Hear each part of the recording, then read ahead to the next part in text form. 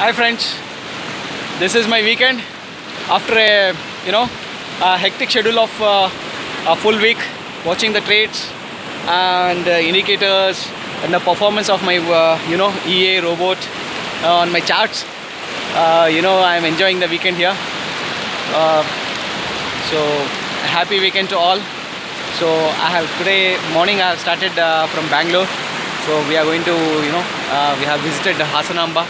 Okay, the temple which opens once in a year, and it opens only for a few days, maybe around 10 days.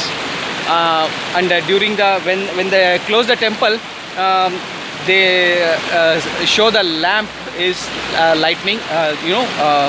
It is active. And when the next year once again when they are opening the temple, the lamp will be lit in the same way, in the same fashion.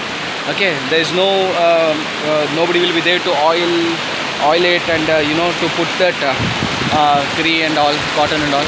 So such a fantastic beautiful temple we have seen in the morning. And now I have come to some fantastic beautiful forest in Karnataka. Okay, I am going to Dharmasthala.